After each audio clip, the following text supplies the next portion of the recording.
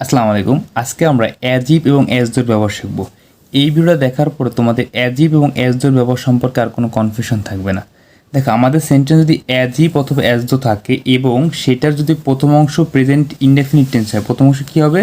Present indefinite tense হলে পরের অংশ হবে পাস্ট ইনডেফিনিট টেন্স। মনে রাখবো যে প্রথম অংশ যদি প্রেজেন্ট ইনডেফিনিট টেন্স হয়, পরের অংশ হবে পাস্ট ইনডেফিনিট টেন্স।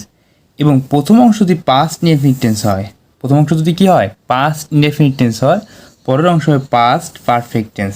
এটা কিন্তু খুব ইম্পর্ট্যান্ট রোল। এটা আমাদের রাইট ফ্রম ভার্বসে এসে থাকে এবং কমপ্লিট সেন্টেন্সে এসে থাকে।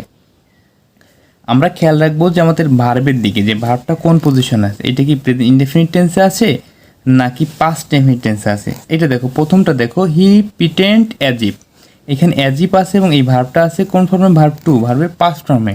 সেক্ষেত্রে পরবর্তী অংশটা হবে কি? পারফেক্ট টেন্সে। তাহলে কি হবে? হি বলা যায় he had known everything.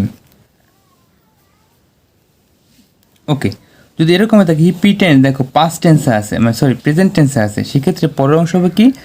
Past tense. তাহলে কী হবে? He knew everything. যে আমাদের যদি প্রথম অংশ প্রেজেন্ট ইনডেফিনিট টেন্স হয়, পরের অংশ হবে পাস্ট ডেফিনিট টেন্সে, এবং প্রথম অংশ যদি পাস্ট ইনডেফিনিট টেন্সে হয়, পরের অংশ হবে কি? পাস্ট পারফেক্ট টেন্সে। Thank you.